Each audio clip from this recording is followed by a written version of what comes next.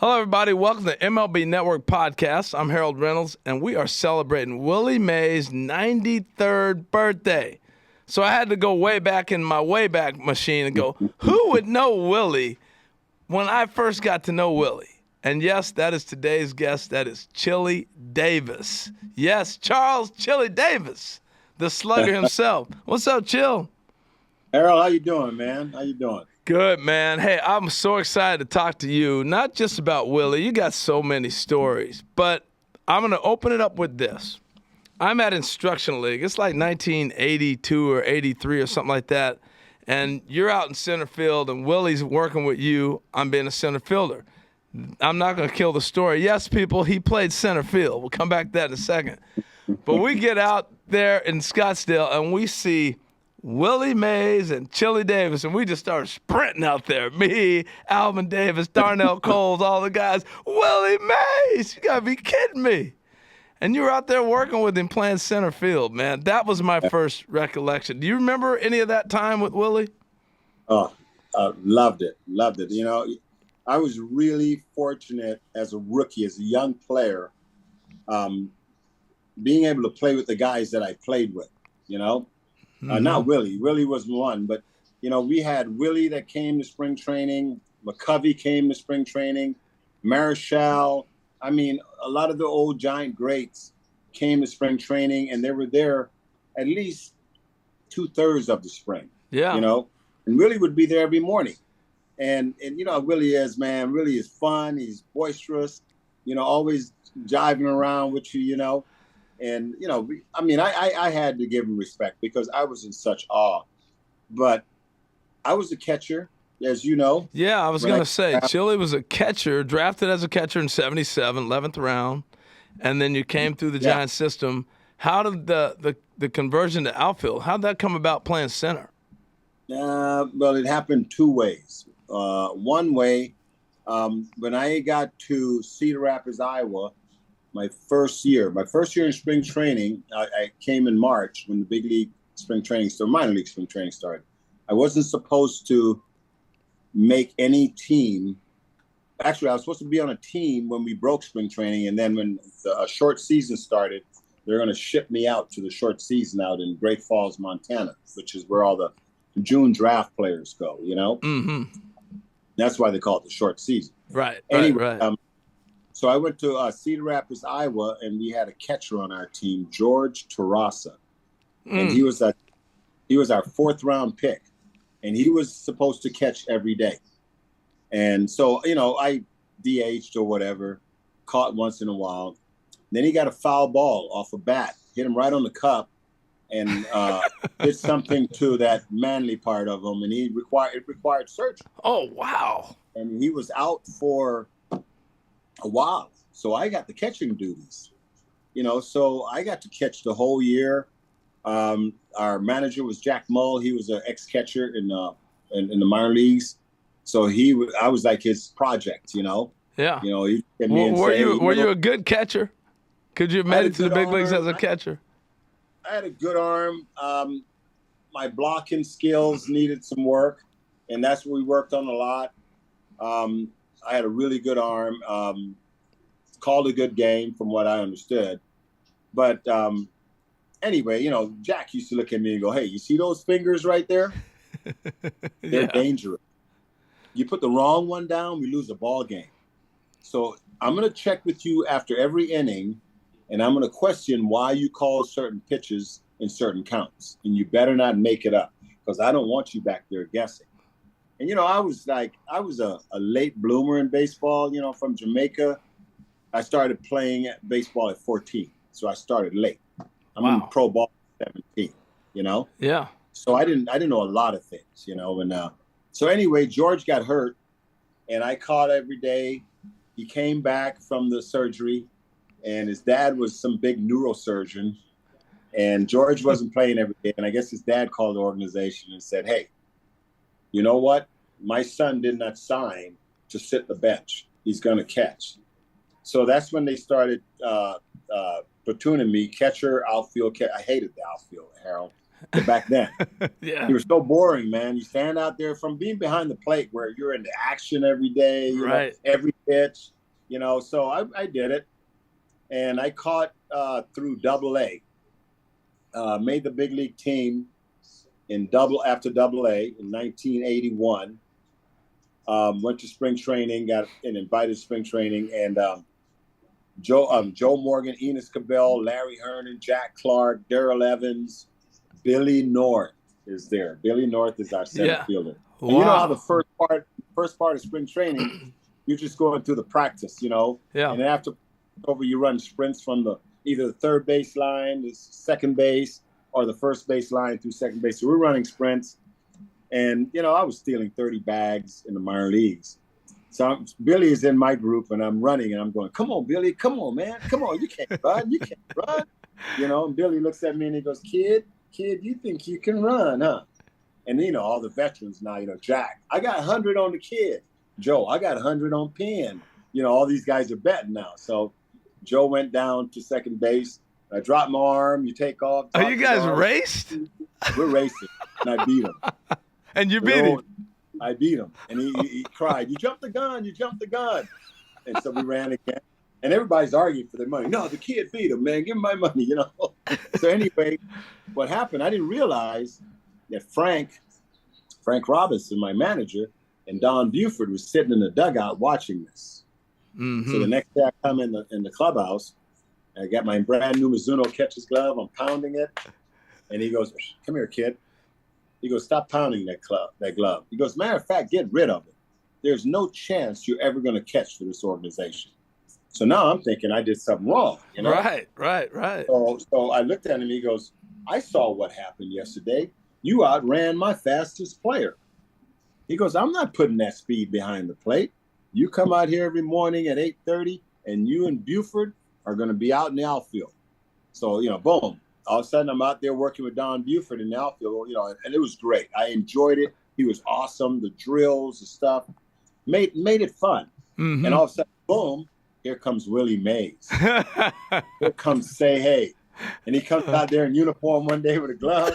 He's going, kid, let me show you something, kid. And I'm like, oh, man. It's like getting golf lessons from Jack Nicklaus, Tiger Woods. He took you under his wing, didn't he? Oh, man. I got a great Willie Mays story, but I don't Tell it. Tell them all, man. That's why we're here. So, well, first of all, I called him on his 91st birthday. He's like, who's this? And I said, hey, this is Chili, man. Chili Davis. So I want to say a huge shout out to Say Hey, happy 93rd. I mean, you are the man, Yeah. And thanks for all the things. You took me under your wing, you and Mac, and how you guys treated me like a veteran player and not like some rookie punk. I appreciate all that. But here's my story. So we got an old timers game in Candlestick, Sunday day game, no BP, and that Saturday night, I took out brand new pair of Nikes. Brand new pair of Nikes, Harold. Orange shoestrings. I'm pimping, man. I'm like, I'm bomb. Anyway, so I get to the ballpark on Sunday, and Willie Mays' locker was right next to mine. It was Willie Mays, me, Jeff Leonard, and McCovey. They had lockers between both of us. All retired playing the old timers game. Yeah. Well, those two are retired. Yeah, you're not. I'm a player. Anyway, my shoes are gone. My shoes, I can't find my brand new pair of Nikes. I was going to wear them, break them in that day. I looked at Mike Murphy. I said, hey, Murph, he's our clubhouse guy. Where are my shoes? And he looks at me and he goes, 24's got them. Going through my head, 24. There ain't no 24 on this team. It's Murph, where's my shoes, man? He goes, 24's got them. I'm thinking, I'm like, oh, no. Mays took my shoes. He went out and played the old timers game in my brand new shoes. So now he comes in, takes the shoes off, sits right next to me. I'm just looking at him. I don't know what to say to him. I'm like, hey, Say Hey, man. Why'd you take my brand new shoes? I had all these other shoes here. And he said, man, these shoes are pretty. These are pretty shoes. He goes, by the way, I broke them in for you, kid. I broke them in. They got hit now, So I said, I'm not going to wear those now, man, after you wear them, Willie. I said, I grabbed a Sharpie. I go, you got to sign these shoes for me, man. He actually signed them. Is that right? So the season starts, Harold, and he hadn't come to a couple ball games. And so his locker's right there, and this box from Louisville Sluggers shows up. And it was sitting there for about 2 or 3 days. And I'm curious, what's in that box? What's in that box? So I went, you know what? He took my shoes. I'm going to go in his box. So I opened it up. A black Louisville Slugger outfielder's glove. Red stitching Willie Mays on it. So I took that sucker, broke it in, and I started playing with it. And he came in one day, goes, hey, Murph, did a glove come here from Louisville Slugger? And Murph goes, yeah, I put it in front of your locker. I said, hey, nice glove, bro. It's all broken. I love it. I love it. Man. Hey, let me go back to the apprenticeship a little bit. Let's go back to that first year. All right, so Frank and Buford say, you're playing the outfield. And Willie Mays shows up, and he's teaching you stuff. Did he teach you the basket catch? What did he teach? What did he teach you? Well, for him, it was teaching, but it was fun, and then, he started making the basket catches. And I'm like, hey, I ain't that good out here. I ain't doing that. And he's in uniform. Yeah. He's in uniform, Marichal, McCovey. And, when Jeff Leonard saw me out there with him, he migrated over there too. But it was a lot more fun, teaching you first step, drop steps, shoulder to shoulder, picking up the ball over one shoulder, so you make the right turn. If you made the wrong turn, you just keep turning. All the little things that, they call it old school, but I think they still do it in the major leagues. I hope they do. I call it winning baseball. Fundamentals. Yeah, it teaches you instincts, And he was teaching me instincts just by practicing the right way. And, I ended up at DH, but I felt, Harold, I played Candlestick Park. And I don't know, none of these young bucks probably remember Candlestick Park, but it was probably the toughest ballpark to play center field in. Wind was always blowing.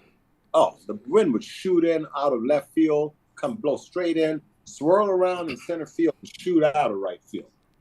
And you couldn't turn your back on the ball because it would start over one shoulder and end up over the other shoulder. So you had to get good jumps. But I thought I played that outfield really well. You're shortchanging yourself. You played 7 seasons with the Giants. You were in the outfield. Yeah, it's the National League now. This is not DH territory. Exactly. So you had to play. I watched you play center. You were a good center fielder. The speed's probably what shocked people. They didn't realize how fast you were. And I was looking at some of your career numbers. You got 142 career stolen bases, 350 home runs, 274 average. I mean, 1,372 RBIs. I knew that. You were an RBI machine. But I didn't know you had 2,380 hits in 2,435. Man, we should be talking Hall of Fame with you, Chili. Stop at the RBIs, because that's what I'm probably most proud of. Yeah. You get the hits, you get the homers, all that other stuff happens, but it's an art, I think, to know how to drive runs in. And I know Willie had to talk to you about hitting. I mean, we're talking defense a lot, but tell me some of the conversations. I mean, after games, he's not afraid to call you in and say, hey, what were you thinking here or there? You got to have some stories like that. He wasn't the only one, man. Him, Morgan, Cabell. I had a hitting coach by the name of Tom McCraw. Mm-hmm. And I don't know who Tom McCraw is. But one of my all-time favorite hitting coaches, because he never talked about mechanics or anything. If I went up and struck out in a key situation, and I come in, I said, man, Mac, what's going on with my swing? And he'd look at me and goes, your swing, don't talk to me about your swing. He goes, what the heck are you swinging at? He goes, understand this, Chili. And Willie said the same thing, and Max said the same thing. Think about what that guy, look at the situation. Think about how he needs to pitch you to get out of this situation. If he's a sinker baller, where do you think he's going to pitch to get that ground ball? Up or down? I'm like, down. He goes, then if you know he's got to pitch down, then you got to get him up a little bit so you can be successful at that. You got a runner at third, infield in. Why are you trying to hit the ball to third base Why are you trying to pull the ball right-handed?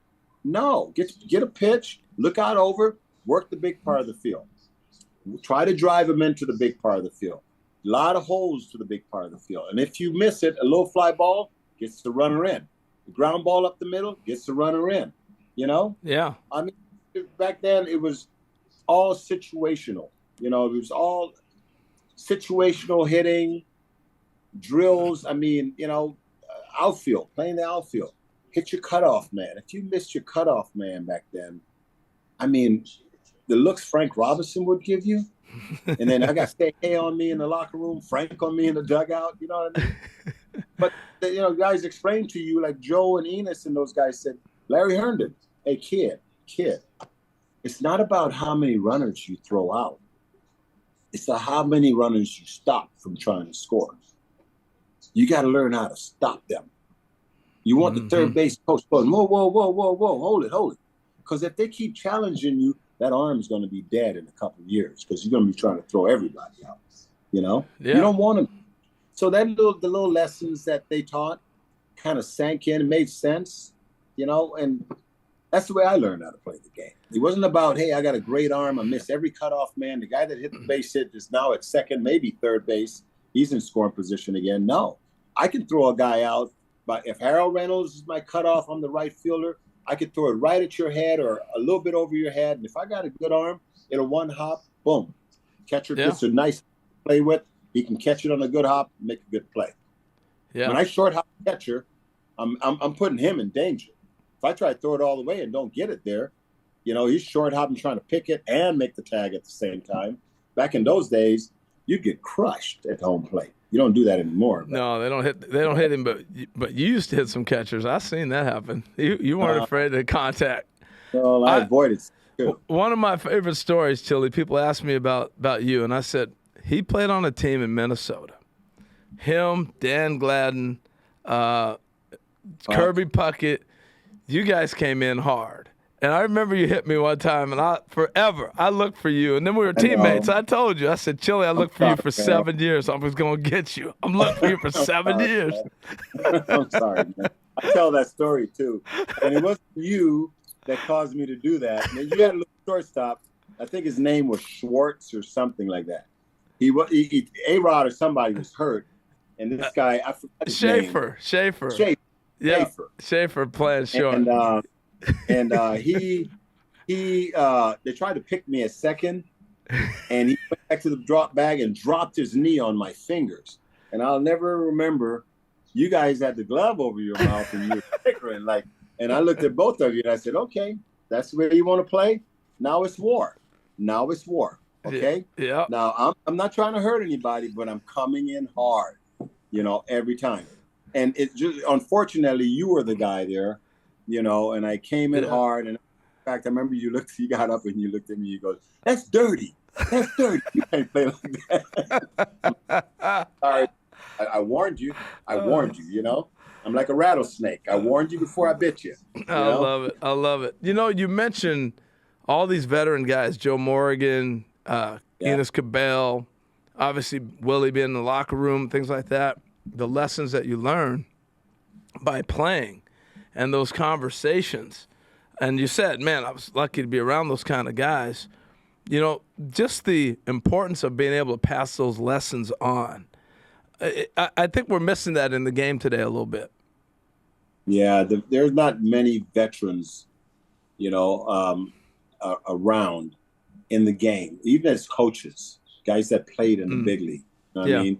I listened to you and the Rosa and guys, you know, that played in the big leagues on the MLB channel, listen to you guys talk, you know, I mean, you guys played the games, you know the game. So when you talk about the game, you're speaking from experience. Right. You know, I'm in the dugout now and, you know, there's a lot of coaches in the dugout. I'm like, who is this guy? You know, and when they show the name, I go Google him and I'm like, 1 year of rookie ball, he had 210.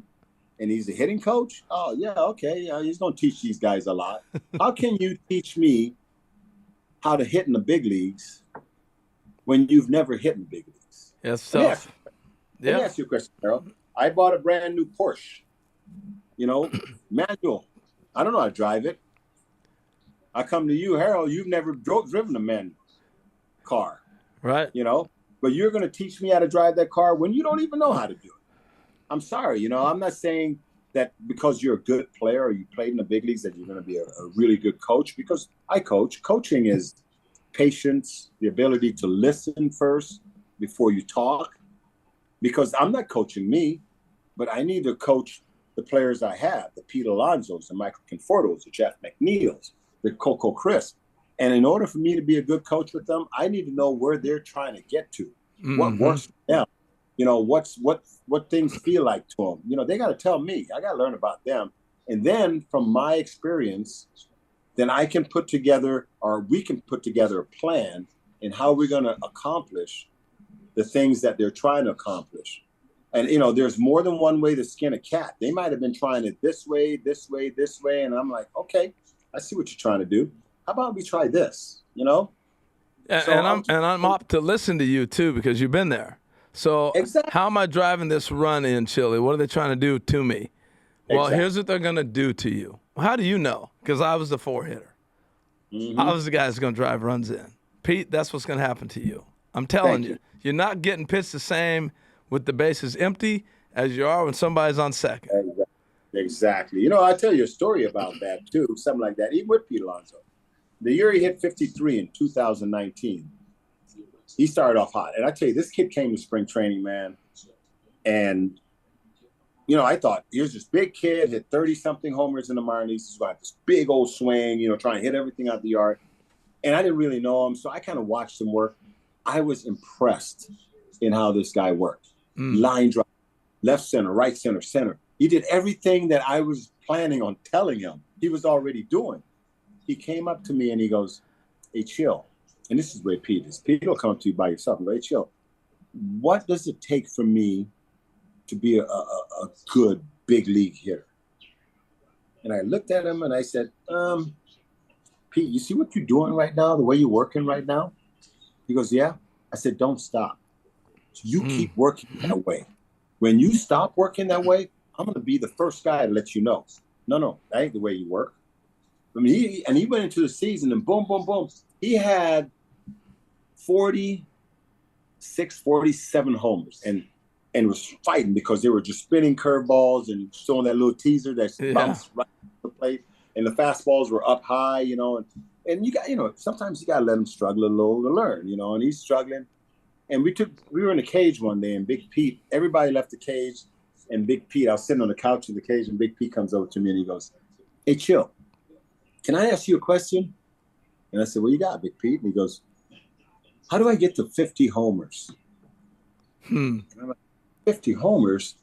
What's the significance of 50 homers? I already knew, but he goes, it's the record, man. 49 is the record. I said, oh, that's right, McGuire. He goes, yeah, man, how do I get to 50 homers? I said, can I answer your question with a question? And he goes, yeah. I said, how'd you get to 47? And I said, don't bull me, I don't know if you can swear on this, but don't give me any of that. I said, I want to know the honest truth. How did you get to 47? He looks at me and he goes, by being a good hitter. And I said, yeah, so why stop now? Got you to 47. Keep being a good hitter. He goes, well, they're not pitching me the same. They're not pitching me the same. I said, I know how they're pitching you. I said, I got a drill for you. He goes, okay, what you got? So we got in the cage.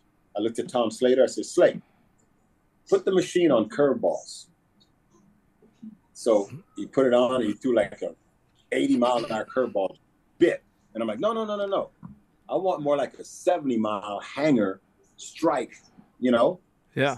So he put it on there. I said, go ahead and hit it, Big Pete. He went in there. First one, boom, pulled it. Next one, boom, pulled it. And he looks at me and he goes, Chill, what the heck is this, man? Slow pitch softball? I said, oh, Pete, I forgot to give you the one rule. He goes, what's that? I said, you're not allowed to pull that pitch. You got to go middle oppo. He goes, oh. I said, yeah, I need you to see that pitch. Read it long enough to recognize the good ones from the bad ones. And the ones, and all of a sudden he did it. He hit a few middle oppo. The one came at him and went and boom, he pulled it. He goes, hey, I wasn't trying to pull that, Chill. I promise, man. I said, no, that's my point. The ones that you can pull will show up for you to pull. Yeah. Yeah. Yeah. He goes, well, if I'm looking curveball, then how am I going to hit the fastball? I said, Petey, have you ever worried about hitting anybody's fastball? He goes, no. I said, don't start now. You go look fastball, you'll see the hanger. Just forget about what we did in here. It's just, I wanted to get something in your eyes, in your head. He went out there the first at bat. Someone hung a curveball. Boom! Homer to center. I'm not lying. You can ask Big Pete. I don't know what he did the second at bat, but I know the third at bat, they brought somebody in, and they must have hung like a big slurve slider or something. Boom! Right center. 48, 49. And he came in the first time, shook all his teammates' hand. But the second time he came in, he gave me this big hug. He goes, you're the best, man. You're the best. Let me go, man. I said, you know what? What is so impressive right here? It's not me. I said, you did something in that batting cage, and you brought it out here, and you implemented it. Do you know how tough that is to do as a hitter? That same day? I said, I'm proud of you, man. I said, stay right there. And after he hit the first one, Slate comes out and just walks up to me and bumps me, and he goes, dude, you're good. And ran back in the cage. I'm going, not about me, Slate. But I mean, this is something I learned from experience, from Joe Morgans and the Reggie Smiths and the Tom McCraws. They take me in there and they say, kid, we're going to set up this curveball machine. Jim Lefevre. Yeah. Jim Lefevre had a drill where you would have two machines, one stacked on top of the other.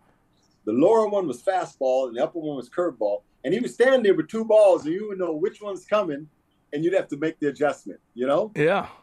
It was the coolest thing. And it took you a while to get it. And now they got, the hack attack machines that does that. You can program everything programmable now, Yeah. But it was like trying to get me to learn how to handle both pitches at the same time. I love it. And the thing too, I talked to Aaron Hicks this winter playing, he lives out here in Scottsdale. We're playing golf together. And he asked me a question. He says, Chill, how do you hit the curveball but hit the fastball too? And I said, the problem with young players is that they got one swing. They work on one swing. It's that one swing, and they're trying to back leg and be perfect. It's a nice swing, but there's a lot of different swings. So in my mind, how I learned to hit the curveball is I needed to gain ground on the fastball. Mm-hmm. I didn't want to sit back and wait back too long for the fastball, because then I'm trying to hit the curveball out there. I wanted to gain ground on the fastball, but with weight on my back, enough weight on my backside. Now my back foot might leave the ground, but my front side is going to stay firm. It's not going to break down. And I'm gaining ground on the fastball. And when I recognize the breaking ball, I just keep gaining ground on the breaking ball. But my hands are still, I'm leaving my hands behind till I make the decision swing. You know what I mean? Right. So, and he goes, wow, I never thought about it that way. I said, yeah. I said, you can't honor the fastball that much that you feel like I need to stay way back or cheat on it, I do know. And, the other thing, too, that you touched on real quick was I've always believed, everybody asks me, how many different swings do you have? You have different swings. Oh, yeah. On different pitches. You can't have the same swing. No. And I hear people in batting practice going, repeat your swing. I get what they're saying, but I'm telling you, you have to have a different swing for every situation, for every pitch. Am I wrong or am I right? How many times have you gotten that fastball in the middle in and shot it in the left center as a left-handed hitter? You weren't trying to do that. Right. You were just trying to get barrel to the ball, Yeah. The hitters that have good hands in the game, I can name a few of them right now, but there's a lot more than I'll name. But the three that I'll name right now, Freddie Freeman, Mookie Betts, and the kid Arise. Now, there's a lot. I've watched the game. There's much more than that with good hands.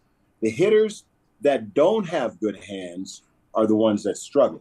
And the reason I say that, Harold, these things hit. Yeah. That's a swing. Everything hands tucked, barrel in, keep it, get, finish here.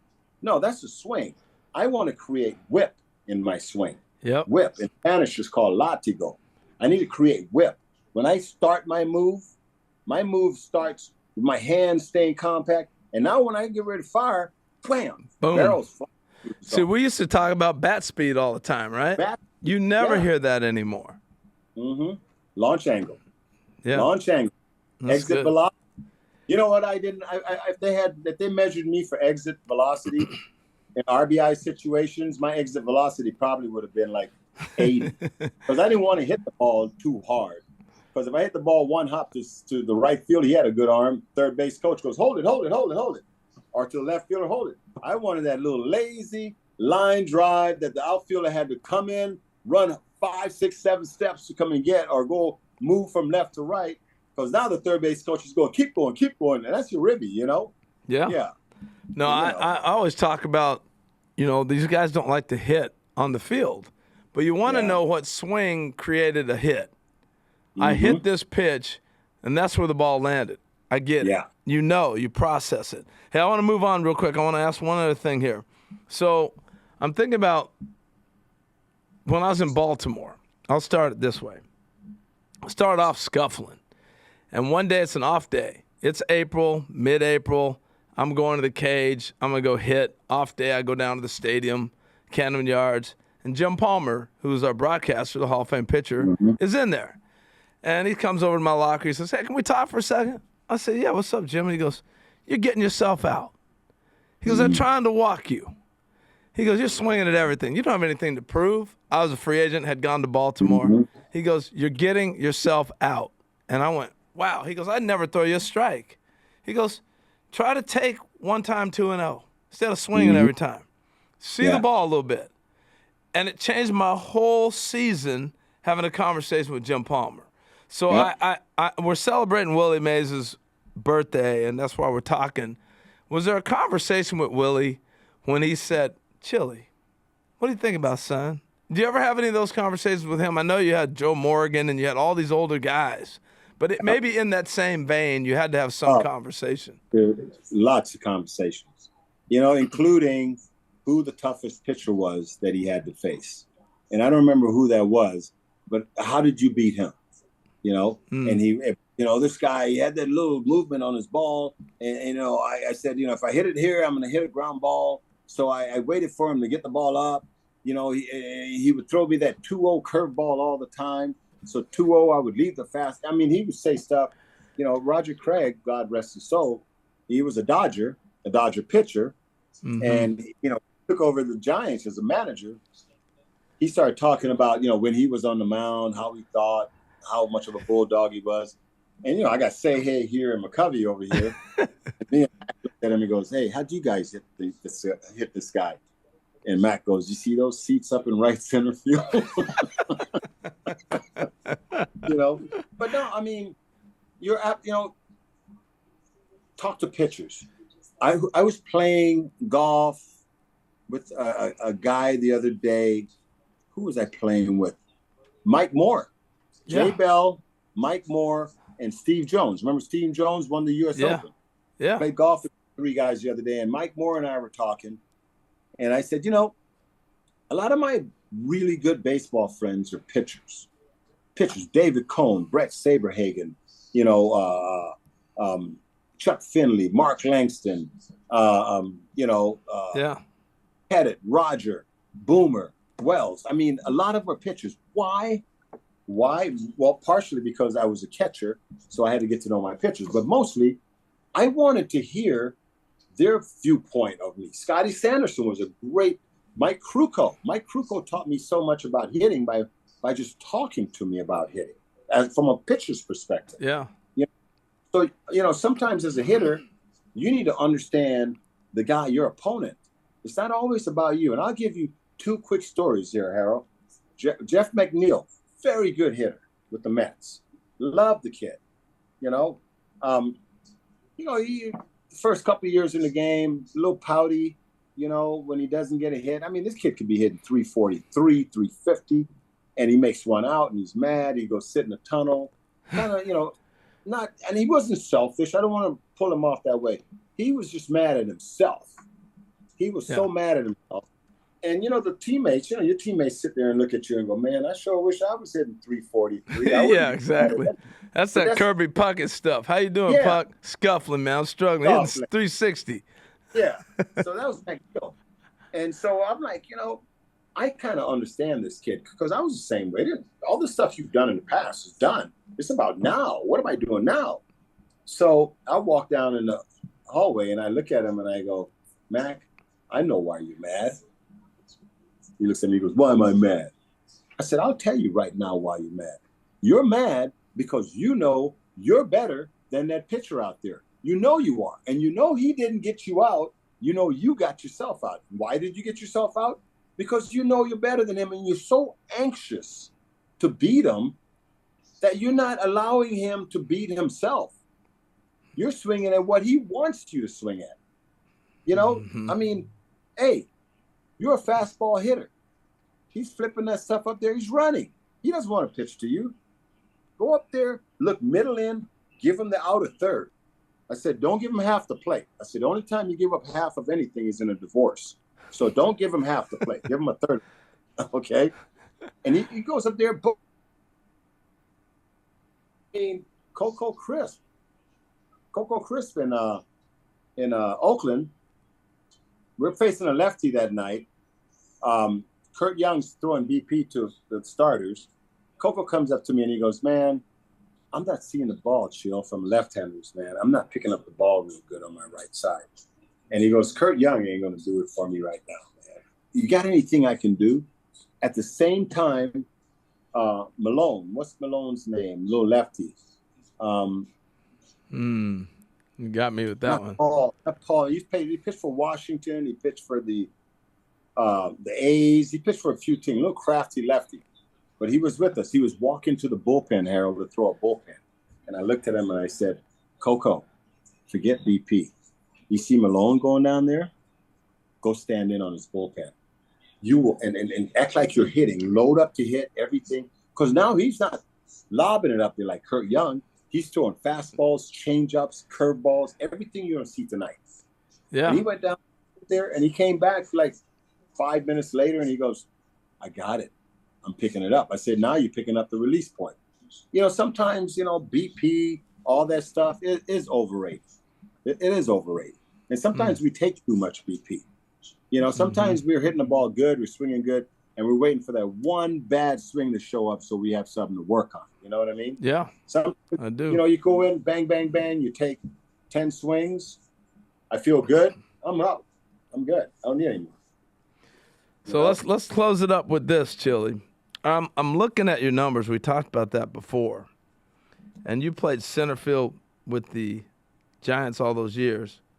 But, man, you're 7th all-time in switch hitters, home runs. Do you know that? 7th all-time. You had 101 home runs as a Giant, 95 steals with 267 average and 418 RBIs in 7 years. You were balling, man. So I ask you all this stuff. You've been in World Series. You've done all those things. Give me the biggest moment for Chili Davis. It's hard to put into one, but maybe you have one. Give me a Chili Davis moment. We wrap it up There's with. a lot. You said I was balling with the Giants, you know, and I played, you know, I was a natural type hitter. I was learning. You know, I had a couple all-star years with them. But I was learning. But, you know, when I went to Anaheim and I got Rod Carew as my hitting coach. Yeah. When he became my hitting coach, I mean, I had success, but I had so much better success just with him being there, picking his brain, you know, and he was more than a coach, you know. Right. That was a huge moment for me because, you know, I was getting a little bit older. I think the first year I had Rod was in 93. I went back to Anaheim after Minnesota, and he was there. And if you look at those years, 93, 4, 5. Yeah, I played with you in 94. Yeah. In Anaheim. I mean, you put in the work, too. Yeah. But you and Rod were always talking. Always, you know. And that taught me a lot. I mean, when you talk about biggest moments, I mean, how can you deny the 3 World Series championships, you know? Minnesota, 91, New York, 98, 99. I mean, you know, I saw Barry Bonds on Monday, you know, one of the greatest hitters, if not the greatest hitter. I don't care what, you know, people say he might have done or whatever. That dude you know, can hit. I'm not going to touch that subject, Harold, because I like Barry a lot. He's a friend, you know. Mm-hmm. But you can use PED, and if you can't hit, you ain't gonna hit because you use PED. Yeah. Okay? Sorry, you know. Barry Bonds. I was talking to Barry Bonds the other day. He played. He never won a World Series. Right. Never won a World Series. Yeah. And I asked him. I said, what made you such a good hitter? You know the answer he gave me? Bobby, his dad, who I knew. Yeah. Said one day he went up to Bobby and he said, Dad, how can I become the best hitter in baseball? He said, my dad looked at me and said, master your practice. If you can't master your practice with a coach throwing 55 miles an hour and you're popping balls up, rolling over, banging on the cage mad, if you can't master that, how are you going to master 98 miles an hour, curveball slider, changeup splitter? How are you going to master that? Learn how to master your practice. Practice right. It's not a home run derby. It's not a driving range. Sometimes we take BP and we get that driving range mentality and everything is about the seats. Mm-hmm. You got to lose the driving range. And when I go to the driving range, I'm a golfer. I don't start with my driver. I hit a sand wedge. I work my way up to a pitching wedge, 9, maybe 8 or 7, 5. I want to hit a couple of long irons, hit my 3-wood, my hybrid. Then I get to my driver. I work my way up to my driver. I watch BP. I watched BP for a long time in this game. There is some guys that go out there. We call them 5 o'clock hitters. Remember that? Oh, yeah. Oh, yeah. They can hit at 5 o'clock when the bell tolls at 7:10. Where's that beautiful swing go? Yeah, but they got the driving range mentality. Batting practice and any practice is for you to test your swing, test your approach. Yeah. Test it. I love it. Master your practice. Master your practice. Man. Well, Chili, you've given us a master course. I'm telling you, I could talk to you all day. I got to let you go, brother. Man, this was incredible. We got to do this again. I would love to just talk to you about hitting. Just straight up, we talk hitting. I love that, man. I got a lot of information and a lot of things that helped me become a better player as I got older. I wasn't the best player, but it made me a better player as I got older. And I played 19 years, and I'm proud of that because I kept getting better. And when I was written off by teams, the media, whatever, I came back with a bigger determination to prove everybody wrong, but to do that in the right way. So, I'd love to do that, Harold, man. It's good catching up with you, man. You too, buddy. Appreciate you, man. And I'll give you the last word. You can say happy birthday to Willie. Say hey, man. I hope I'm saying this like 7 years from now. Happy birthday, say hey. You're the man. You're like, I'm going to change my last name to Mays.